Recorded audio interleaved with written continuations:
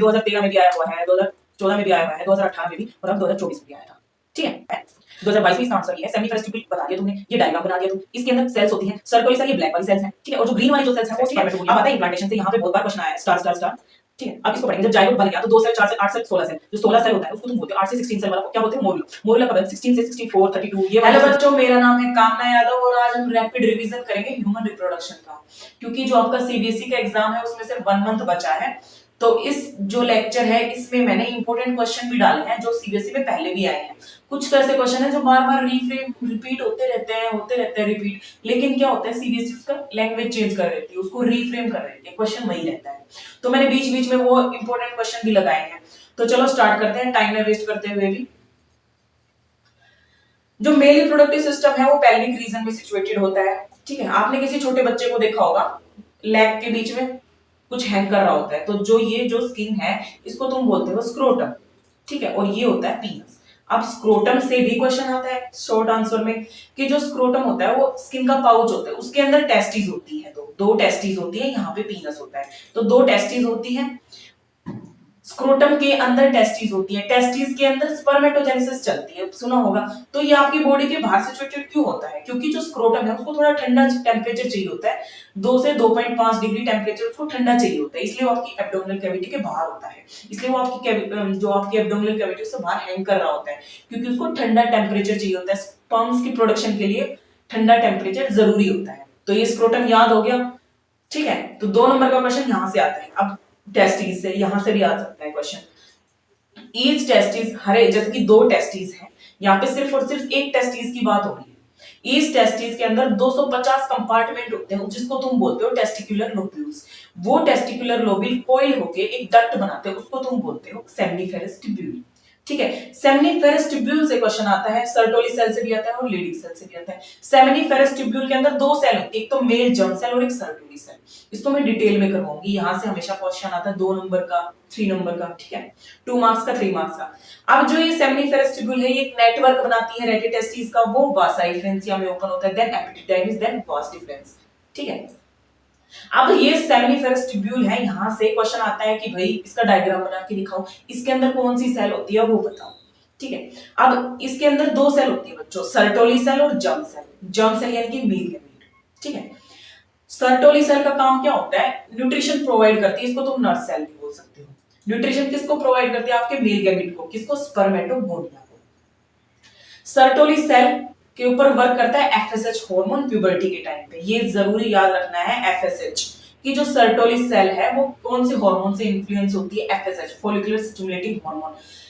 Question आता है CBSE में कि सर बताओ सर्टोली सेल पे कौन सा हार्मोन काम करेगा? एफएसएच, और लेडिक सेल पे कौन सा करेगा? LH, L for lady, L for L. ठीक है, एल फॉर लेडी और L for LH hormone, luteinizing hormone. अब आती है जर्म सेल की बात। जो स्पर्मेटोगोनिया होते हैं, जो मेल गैमीट होता है, उसके अंदर मियोसिस होके स्पर्म फॉर्मेशन होता है। ये आती है स्पर्मेटोजेनेसिस के अंदर। स्पर्मेटोजेनेसिस पे भी क्वेश्चन आता है, उसको आगे देखेंगे। अब देखो 2022 में कैसा क्वेश्चन आया? Write the location of function of Leydig cell and Sertoli cell. Location कहां बताओगे भैया? सेमिनिफेरस ट्यूब्यूल के अंदर लोकेशन होती है। ठीक है, लेडिक सेल की सेमिनिफेरस के ट्यूब्यूल के अंदर लोकेशन नहीं होती। लेडिक सेल जो इंटरस्टिशियल स्पेस है ना, सेमिनिफेरस ट्यूब्यूल के बाहर की साइड जो इंटरस्टिशियल स्पेस है उसके अंदर लेडिक सेल होती है। ठीक है, तो लोकेशन क्या बताओगे लेडिक और सर्टोली सेल की? क्वेश्चन आ गया तो कि इनकी सेमिनिफेरस ट्यूब्यूल के अंदर होती है। चलो ये है इस क्वेश्चन का आंसर। ये जो क्वेश्चन आया हुआ है 2022 में, इसका आंसर ये है। सेमिनिफेरस ट्यूब्यूल बता दिया तुमने, ये डायग्राम बना दिया तुम। इसके अंदर सेल्स होती हैं, सर्टोली सेल ये ब्लैक वाली सेल्स हैं। ठीक है, और जो ग्रीन वाली जो सेल्स हैं वो स्पर्मेटोगोनिया, बहुत सारी है ना, ये स्पर्मेटोगोनिया है। इसके बाहर जो जगह बची हुई है ना, ये स्पेस बचा हुआ है, इसको तुम बोलते हैं इंटरस्टिशियल स्पेस। ठीक है, लेडिक सेल को ही तुम इंटरस्टिशियल सेल कहते हो। ये लेडिक सेल कहां होती है?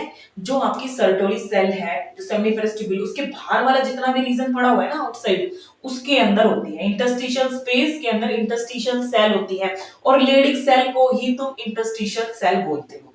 ठीक है, सेमिनिफेरस ट्यूब्यूल एस से याद रख लेना कि भाई ये साइट ऑफ स्पर्मेटोजेनेसिस करता है। ठीक है, क्योंकि स्पर्म का फॉर्मेशन होता है। स्पर्मेटोजेनेसिस यानी कि स्पर्म की फॉर्मेशन स्टोर करता है और ट्रांसपोर्ट करता है स्पर्म को। तो सेमिनिफेरस ट्यूब्यूल ट्रिपल एस याद कर लेना, स्टोर करेगा, ट्रांसपोर्ट करेगा, स्पर्मेटोजेनेसिस करेगा, ठीक है।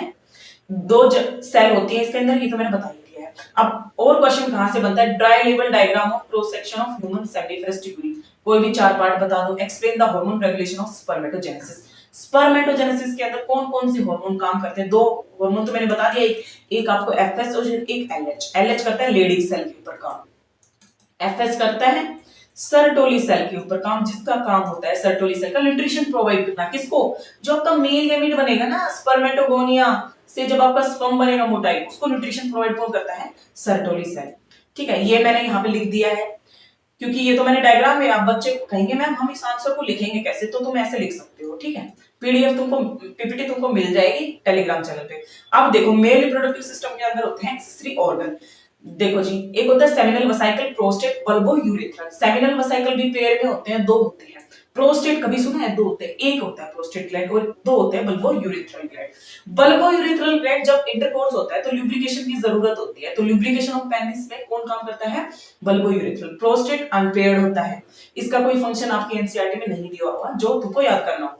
सेमिनल वेसिकल का क्या काम होता है भैया, उसके अंदर सेमिनल प्लाज्मा नाम की चीज होती है, जिसके अंदर फ्रुक्टोज, कैल्शियम और एंजाइम्स होते हैं, ठीक है। तो यहां से 1 मार्क का क्वेश्चन बनता है और यहां से भी 1 मार्क का क्वेश्चन बनता है कई बार, ठीक है। स्पर्म का पाथवे क्या होता है, सेमिनिफेरस ट्यूब्यूल के अंदर तुम्हारे स्पर्म स्टोर हो गए, अभी बताया था ना, फिर ये ट्रांसपोर्ट कहां होंगे, रेटिटेस्टिस के नेटवर्क में, फिर वो कहां ओपन होगा, वासा इब्रेंसिया में, फिर एपिडिडाइमिस में, फिर वास डिफरेंस में, और फिर इजैकुलेटरी डक्ट में, यूरेथ्रा में, यूरेथ्रल मीटस से वो बाहर हो जाएंगे। देखो जी यहाँ पे तुम्हारे सेमिनिफेरस ट्यूब्यूल है, उसके अंदर तुम्हारा स्पर्म स्टोर हो रहा है, बन रहा है, उसके बाद ये एपिडाइमिस, रेटिटेस्टिस भी इसका जो माइक्रोस्कोपिक व्यू है ना वहां पे आता है, तो एपिडिडाइमिस से ये वास डिफरेंस, और ये यहाँ पे चला जाएगा सेमिनल वेसिकल, देन प्रोस्टेट, फिर बल्बो यूरेथ्रल, और फिर ये यूरेथ्रल मीटस यहाँ पे ओपनिंग से बाहर हो जाएगा, ठीक है। खैर पाथवे पे इतने क्वेश्चन नहीं बने जितने स्पर्मेटोजेनेसिस पे क्वेश्चन बनते हैं, ठीक है। अब देखो ये स्पर्मेटोजेनेसिस है जहां मोस्ट इंपोर्टेंट है, ये स्पर्मेटोजेनेसिस भी और oogenesis भी, तो स्टार स्टार स्टार स्टार, ये इतना इंपॉर्टेंट है कि बहुत बार आया है क्वेश्चन का। देखो जी यहाँ पे भी आया है ये रहा क्वेश्चन स्पर्मेटोजेनेसिस का, ठीक है। स्पर्मेटोजेनेसिस में क्या होता है, स्पर्मेटोगोनिया अभी बताया था मैंने, कौन इसको न्यूट्रिशन प्रोवाइड करता है, Sertoli cell, Sertoli cell provide करती है। इसके अंदर माइटोसिस होके जब ये अपना नंबर इंक्रीज करेगा तो ये प्राइमरी स्पर्मेटोसाइट बनेगा, फिर मियोसिस फर्स्ट की हेल्प से ये सेकेंडरी स्पर्मेटोसाइट बनेगा, फिर मियोसिस 2 होगी, फिर मियोसिस 2 के बाद ये क्या बनाएगा, स्पर्मेटिड बनाएगा। स्पर्मेटिड से स्पर्मेटोजोआ कैसे बनेगा, स्पर्मेटिड तो आपका गोल होता है, स्पर्मेटोजोआ के ऊपर टेल लगा देता है, तो यहाँ पे बहुत ही बड़ा डिफरेंशिएशन होता है कि जो ओवल शेप जो स्पर्मेटिड है उसको टेल भी लगा देता है, ठीक है। इस प्रोसेस को तुम बोलते हो स्पर्मियोजेनेसिस, इसका डिफरेंशिएशन हो जाता है, स्पर्मेटिड पहले गोल था, फिर उसके ऊपर टेल लगा दी मोटाई के लिए, ठीक है, ये हो गया स्पर्मेटोजोआ। अब क्वेश्चन देखो 2024 में क्या क्वेश्चन आया हुआ है, dry diagram of human sperm. ये नहीं 2024 में आया, ये 2013 में भी आया हुआ है, 2014 में भी आया हुआ है, 2018 में भी, और अब 2024 में भी आया था, ठीक है। उसको बार बार कैसे रिफ्रेम करके ये क्वेश्चन पूछते हैं कि भाई स्पर्म के हेड बताओ, एक्रोसोम इनका फंक्शन बताओ, ये सब बताओ, ठीक है। तो चलो जी इसका आंसर ये है, देखो ये स्पर्म के यहाँ पे एक्रोसोम होता है हेड टिप के ऊपर, ये एक्रोसोम एंजाइम रिलीज करता है जब जो अपना एग है ना, एग उसके ऊपर लेयर होती है, कोरोना रेडिएटा ये सब है ना, जोना पेलिसुडा, कोरोना रेडिएटा, जोना पेलिसुडा यहाँ पे होती है, तो इस जो लेयर है इसको, जो इस स्पर्म का हेड है ना बेटा, ये ब्रेक करता है, कुछ एंजाइम ऐसे रिलीज करता है जिससे ये जो एग की लेयर है ये ब्रेक हो जाए और यहाँ पे ये अपना न्यूक्लियस छोड़ दे, ठीक है। तो चलो ये बता दिए, मैं इसको हटा देती हूँ। अब तुमको क्या पढ़ना है कि स्पर्म का, उसमें बोल देगा कि भाई स्पर्म का डायग्राम बनाओ तुम, और उसके अंदर एक्रोसोम, नेक और टेल है उसका फंक्शन बताओ। तो एक्रोसोम का तो तुमने फंक्शन बता दिया कि filled with enzyme Golgi derived होते हैं, हेल्प इन फर्टिलाइजेशन। फर्टिलाइजेशन क्या, जो तुम्हारे एग की जो लेयर होती है उसको ब्रेक करने के लिए ये एंजाइम रिलीज करता है, ये एक्रोसोम, ठीक है।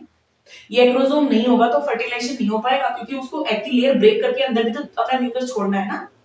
अब देखो न्यूक्लियस कहां पे होता है, हेड के अंदर होता है, ठीक है। नेक के अंदर सेंट्रियोल्स होते हैं, ये याद रखना, बताओगे डायग्राम के अंदर तो बहुत अच्छा इंप्रेशन पड़ेगा, फुल मार्क्स आएंगे। और यहाँ पे स्पाइरली अरेंज्ड मिडिल पीस के अंदर माइटोकॉन्ड्रिया होते हैं। भाई अब टेल जब जल्दी जल्दी मूव करेगी तो उसको एनर्जी भी तो चाहिएगी, तो एनर्जी कौन देगा? माइटोकॉन्ड्रिया देगा। तो माइटोकॉन्ड्रिया कहां पे होते हैं? मिडिल पीस के अंदर होते हैं बच्चों। टेल को ये एनर्जी प्रोवाइड करते हैं ताकि टेल अपनी मोटाई रह सके और फीमेल रिप्रोडक्टिव ट्रैक्ट में स्विम कर सके। ठीक है, देखो जी, यहां पे तुम्हारा फीमेल गैमेट रिलीज हो जाएगा। ठीक है, यहां से स्पर्म आएंगे और फर्टिलाइजेशन होगा इस एम्पुला के अंदर। तो कई बार ये भी पूछ लेते हैं कि फर्टिलाइजेशन कहाँ होता है? एम्पुला ऑफ ओविडक्ट लेयर की फैलोपियन ट्यूब में। तो फर्टिलाइजेशन की जो जगह है वो कौन सी है? एम्पुला। ठीक है, और यहां से फीमेल गैमेट रिलीज होता है और यहां से अपना जो स्पर्म है वो आ जाता है। ठीक है, अब पढ़ते हैं ओवरीज जो आपकी आती है फीमेल रिप्रोडक्टिव ट्रैक्ट में। ये रही अपनी ovary. Ovary female gamete release करती है। ठीक है, चलो पहले ये बता देते हैं कि फीमेल रिप्रोडक्टिव सिस्टम में क्या क्या चीजें होती हैं। देखो जी, 3 लेयर है ये, एंडोमेट्रियम, मायोमेट्रियम और पेरीमेट्रियम। एंडोमेट्रियम और मायोमेट्रियम से क्वेश्चन आता है। ठीक है, सबसे बाहर वाली लेयर होती है पेरीमेट्रियम, पेरिफेरी में, बाहर की साइड। बीच में मायोमेट्रियम, मिडिल में एंडोमेट्रियम, ये अंदर वाली। जब मेंस्ट्रुअल साइकिल होती है तो हर महीने यही हटती है। कौन सी? एंडोमेट्रियम वाली। ठीक है, ये वजाइना है, ये सर्वाइकल कैनाल है और ये सर्विक्स है।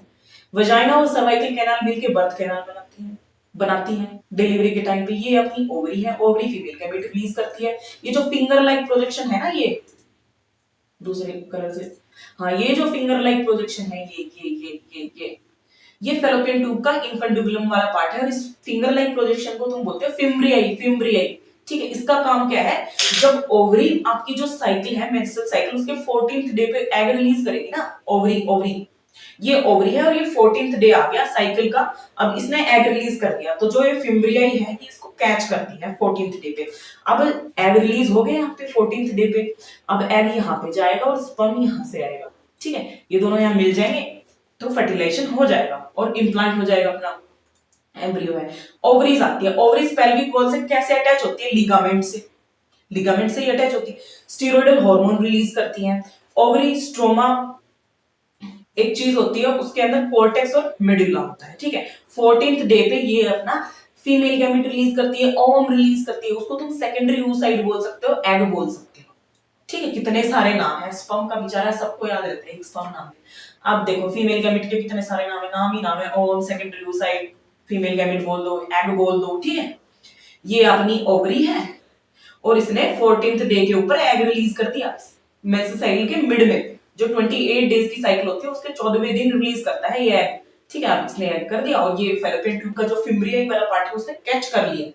ठीक है, अब देखो, अब जो ओवरी के अंदर, ये जो ओवरी है इसके अंदर ये बहुत सारे फॉलिकल होते हैं, बहुत सारे फॉलिकल होते हैं बच्चों इसके अंदर।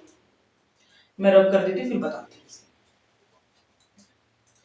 ये जो ओवरी है इसके अंदर बहुत सारे हजारों में, मिलियंस में होते हैं एग्स। ठीक है, उसमें ये कुछ एक अच्छा हेल्दी एग रिलीज करती है 14वें दिन, जो कि बहुत अच्छा और बहुत ही अच्छा जेनेटिक मटेरियल दे ताकि बहुत ही अच्छा क्यूट बेबी पैदा हो बाद में। तो ये एक चुनिंदा फॉलिकल रिलीज करती है। ठीक है, तो यहाँ पे फॉलिकल्स की कहानी क्या है वो पढ़ो तुम। देखो उगोनिया होता है, ठीक है, वो कन्वर्ट होता है प्राइमरी फॉलिकल में, फिर सेकेंडरी, फिर टर्शरी। प्राइमरी फॉलिकल क्या होते हैं? ग्रैन्युलोसा सेल्स इसके ऊपर हो जाती है, तो उसको तुम बोल देते हो प्राइमरी फॉलिकल। फिर ग्रैन्युलोसा सेल्स की बहुत सारी ग्रोथ हो जाएगी, देखो मोटी ताजा हो गया अपना फॉलिकल, बहुत सारी ग्रैन्युलोसा सेल होगी, सेकेंडरी, फिर टर्शरी।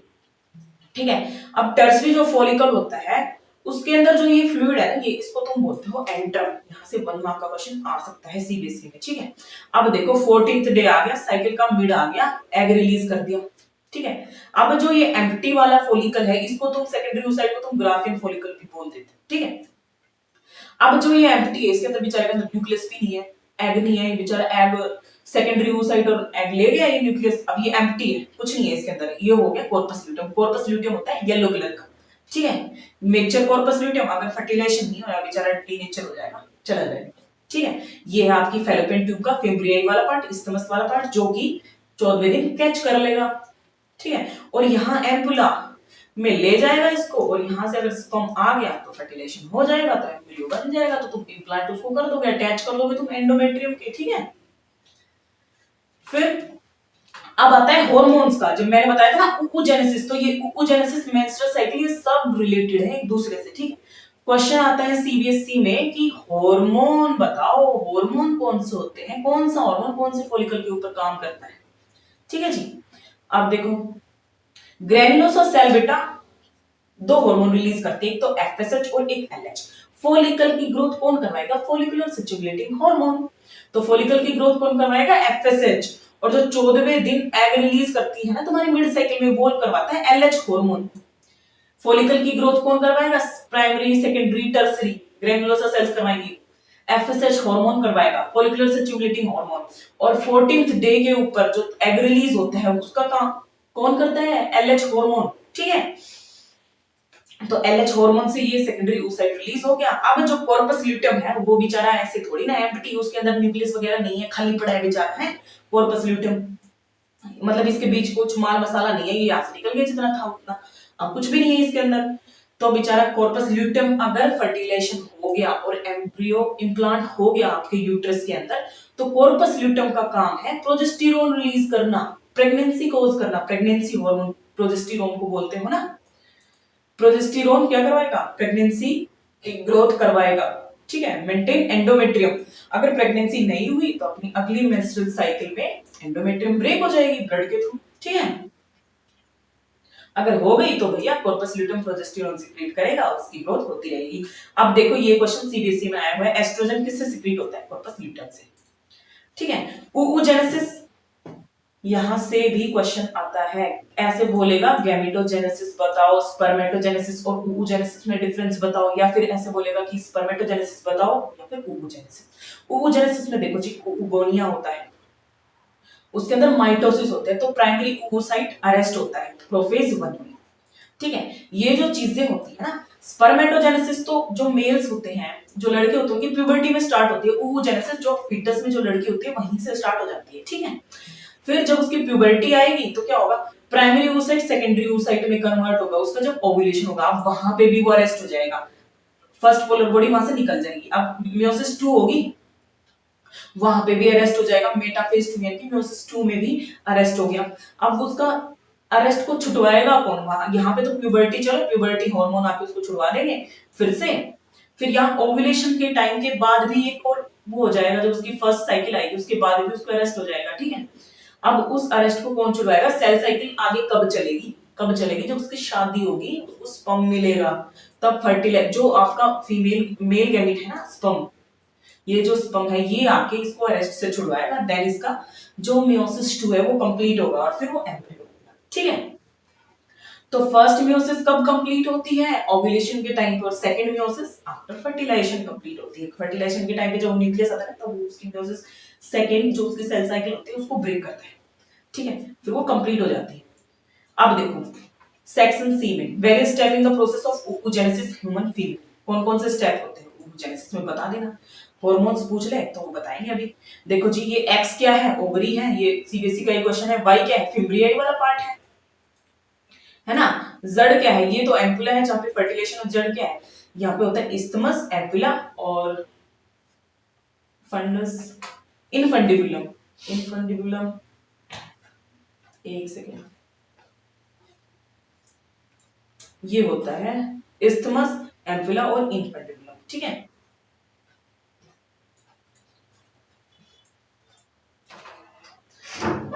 अब पढ़ते हैं मेंस्ट्रुअल साइकिल। यहां से क्वेश्चन आता है एंडोमेट्रियम पे, कि एंडोमेट्रियम कौन सा हार्मोन रिलीज करती है, ठीक है, कौन उसकी ग्रोथ करवाता है।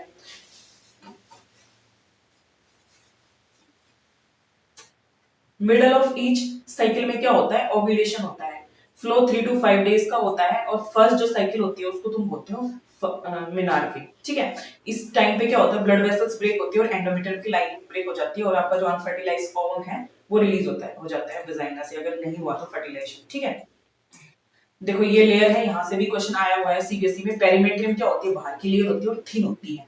मायोमेट्रियम मिडिल की होती है, स्मूथ मसल से बनी होती है, स्ट्रॉन्ग कॉन्ट्रैक्शन होता है जब डिलीवरी होती है। किसकी कॉन्ट्रैक्शन होती है, मायोमेट्रियम की। ठीक है, तो फंक्शन आता है। एंडोमेट्रियम इनर ग्लैंडुलर लेयर होती है और हर साइकिल पे ब्रेक होती है। अब देखो ये क्वेश्चन आया हुआ है, cellular function of myometrium and endometrium. Myometrium क्या होती है, मिडिल वाली लेयर होती है, एंडोमेट्रियम अंदर वाली होती है। एंडोमेट्रियम क्या होता है, हर महीने ब्रेक होती है, और मायोमेट्रियम क्या होता है, स्ट्रॉन्ग कॉन्ट्रैक्शन होता है डिलीवरी के टाइम पे। ठीक है, अब देखो इसके अंदर अपनी साइकिल के अंदर दो फेज होते हैं, एक तो फॉलिकुलर फेज और एक होता है ल्यूटल फेज। जो फर्स्ट 14 डेज होते हैं 1 से लेके 14 तक, तब होता है फॉलिकुलर फेज। वो प्राइमरी फॉलिकल, सेकेंडरी फॉलिकल, है ना, टर्शियरी फॉलिकल, फिर वो एंट्रम रिलीज हो जाता है वहां से, सेकेंडरी oocyte होता है, एंट्रम यहाँ पे होता है फ्लूइड, और फिर सेकेंडरी oocyte रिलीज हो जाता है कब 14th डे के ऊपर। तो 14th डे के ऊपर कौन सा हार्मोन में बताया था, एलएच हार्मोन बहुत ज्यादा हो जाएगा यहाँ पे, बहुत ज्यादा, उसको तुम बोलते हो एलएच सर्ज। ठीक है, तो ओव्यूलेशन किसके हार्मोन की वजह से होता है, एलएच की वजह से। जो फॉलिकल है, ये जो फॉलिकल है तुम्हारे, ये जो फॉलिकल है मैंने ओवरी में बताया था, ये किसकी ग्रोथ किससे होती है, एफएसएच से होती है। ठीक है, अच्छा 14th डे के बाद कौन से हार्मोन का ज्यादा रोल आता है, प्रोजेस्टेरोन का ज्यादा आता है। अगर फर्टिलाइजेशन हो जाता है तो प्रोजेस्टेरोन बहुत ज्यादा होता है। ठीक है, और अगर नहीं होता तो ये देखो, और अगर नहीं हुआ फर्टिलाइजेशन तो प्रोजेस्टेरोन कम हो जाता है और एंडोमेट्रियम ब्रेक हो जाती है। ठीक है, अब चलते हैं आगे। देखो यहाँ से क्वेश्चन आया हुआ है 2024 में भी, ह्यूमन फीमेल का रिप्रोडक्टिव फेज के अंदर प्यूबर्टी के टाइम पे जो सीज होती है साइकिल कब होती है, middle age of the female. ठीक है, अब इसमें क्वेश्चन बताओ इस ग्राफ से, ग्राफ ये दिया हुआ था तुम्हारा, ठीक है, ये वाला ग्राफ दिया हुआ था। अब इसमें जो फर्स्ट क्वेश्चन है वो क्या है, नेम द हार्मोन, हार्मोन्स के नाम एलएच, एफएसएच, एस्ट्रोजन, प्रोजेस्टेरोन का काम कहां पे होता है। Name the hormone, it's source, organ responsible for events, कौन कौन से इवेंट्स के लिए, फॉलिकुलर फेज वाले इवेंट के लिए कौन सा, ल्यूटल फेज के लिए कौन सा हार्मोन रिस्पांसिबल होते हैं। तो यहां से क्वेश्चन आया हुआ है। मतलब अगर तुमको female reproductive system MSS cycle पूछ लिया तो तुम एलएच, एफएसएच और प्राइमरी, सेकेंडरी, टर्शियरी फॉलिकल ये सब बता दोगे। ठीक है, कि हार्मोन्स का तो पूछेगा ही। ठीक है, फिर ह्यूमन फीमेल के अंदर मेंस्ट्रुअल साइकिल कब होती है और ओवम कब फर्टिलाइज नहीं होता, तो नेक्स्ट साइकिल आ जाती है। तो इसमें भी हार्मोन्स का ही लेवल होगा, तुम डिस्कस करोगे। अब आता है मेमोरी ग्लैंड्स का। मेमोरी ग्लैंड से क्वेश्चन इतना बनता नहीं है, वैसे देख लेते हैं कि यहाँ पे क्या होता है, variable amount of fat store होता है। मेमोरी लोब होती है, मेमोरी लोब क्या बनाती है, क्लस्टर ऑफ सेल्स, बहुत सारी सेल बनेगी और उसके अंदर एल्वियोलाई होती है। ठीक है, क्लस्टर ऑफ सेल्स को तुम एल्वियोलाई बोलोगे। उस एल्वियोलाई के अंदर जो एल्वियोलाई सेल होती है ना, सेल्स ऑफ एल्वियोलाई, उसके अंदर मिल्क बनता है। ठीक है, और जो मिल्क है वो स्टोर किसके अंदर होगा, एल्वियोलाई ल्यूमन के अंदर। तो यहाँ से एक नंबर का क्वेश्चन आ सकता है कि जो मिल्क है वो कहाँ स्टोर होता है, एल्वियोलाई ल्यूमन में, या फिर मिल्क कहाँ बनता है, तो एल्वियोलाई में। ठीक है, एल्वियोलाई ओपन कहाँ होती है, मेमोरी ट्यूब्यूल के अंदर। अब जो बहुत सारा मिल्क होगा वो किसी ट्यूब के अंदर तो जाएगा ना। ठीक है, अब ट्यूब हर एक लोब से ज्वाइन होके क्या बनाती है, मेमोरी डक्ट बनाती है। डक्ट से बहुत सारी डक्ट बन के क्या बनाती है, एम्पुला। एम्पुला कहां से कहां ज्वाइन होता है, लैक्टिफेरस डक्ट पे, लैक्टिफेरस। ठीक है, फिर वो निपल से सक आउट हो सकता है। ठीक है, तो ऐसे ये पाथवे है मिल्क का। बस आपको एक एक मार्क का क्वेश्चन याद रखना है कि जो मिल्क है वो कहां बनता है, एल्वियोलाई ल्यूमन के अंदर स्टोर होता है वो। ठीक है, फॉर्मेशन ऑफ प्लेसेंटा और इम्प्लांटेशन के ऊपर भी बहुत बार क्वेश्चन आता है। ठीक है, चलो dry diagram of human sperm, ये कितनी बार आया हुआ है, ये क्वेश्चन 2024 का। ठीक है, और यहाँ पे ये वाला क्वेश्चन देखो, question number 2, human female probability of a woman to get fertilised by more than one sperm is impossible. ये क्या बताना चाह रहा है कि बहुत सारे स्पर्म जो है ना, बहुत सारे स्पर्म एक बार में फर्टिलाइजेशन नहीं कर सकते, इम्पॉसिबल है।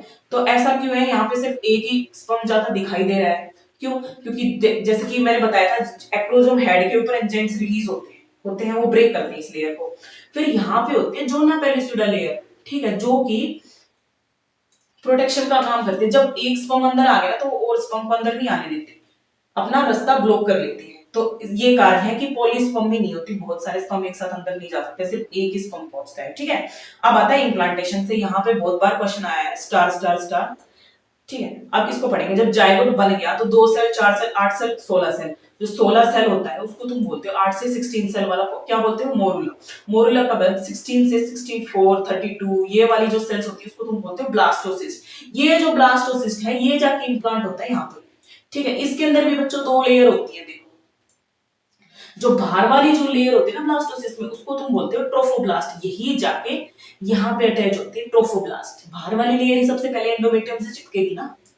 फिर जब ट्रोफोब्लास्ट आया तो वो एंडोमेट्रियम के टच हुआ, वहां पे इम्प्लांट हो गया, तो वहां से प्लेसेंटा बनने स्टार्ट हो जाएगी और एचसीजी हार्मोन आना स्टार्ट हो जाएगा। ठीक है, अब देखो एम्ब्रियो के अंदर ये कुछ इनर सेल मास होती है, इसी से तुम्हारा जो फीटस है वो डेवलप होता है बाद में। अंदर की साइड जो ये जो सेल दिखा रखी है ना येलो ये वाली, जैसे कि इसके अंदर ये डिफरेंशिएट होगा तुम्हारा एम्ब्रियो किसके अंदर, एक्टोडर्म, एंडोडर्म और मेसोडर्म। एक्टोडर्म स्किन और हेयर बनाएगा, मेसोडर्म बोन्स वगैरह, मसल्स ये सब बनाएगी और एंडोडर्म क्या बनाएगा, इंटेस्टाइन। और फिर तुम्हारा फीटस 9 मंथ में रेडी हो जाएगा क्यूट बेबी में, ठीक है। इससे क्वेश्चन नहीं आता है, प्लेसेंटा से आ सकता है 1 माह का, कि जो प्लेसेंटा है एंडोक्राइन टिश्यू की तरह काम करती है। एंडोक्राइन सिस्टम में क्या होता है, बहुत सारे हार्मोन्स की तुम स्टडी पढ़ते हो ना ह्यूमन फिजियोलॉजी में, तो प्लेसेंटा एंडोक्राइन टिश्यू की तरह काम करती है और एचसीजी हार्मोन रिलीज करती है, ठीक है। ये क्वेश्चन आया हुआ है, इम्प्लांटेशन बताओ, ठीक है। इमीडिएट चेंजेस क्या होते हैं इम्प्लांटेशन के टाइम पे, कौन सा हार्मोन, कौन सी लेयर, कौन सा डिफरेंशिएशन, ये सारी चीजें, ठीक है। प्लेसेंटा के साथ एक उम्बिलिकल कॉर्ड भी होते हैं जो उसके जो सब्सटेंस है उसको ट्रांसपोर्ट करने में भी हेल्प करती है। और प्लेसेंटा में क्या O2 CO2 ये सब चीजें, न्यूट्रिशन वगैरह, एक्सक्रीट मटेरियल, ये सब ट्रांसपोर्ट करती है प्लेसेंटा, ठीक है। एंडोक्राइन टिश्यू की तरह काम करती है, HCG hormone, HPL hormone, oestrogen, progesterone, relaxin, thyroxine, prolactin और ऑक्सीटोसिन, ये सारे हार्मोन प्लेसेंटा रिलीज करती है, ठीक है।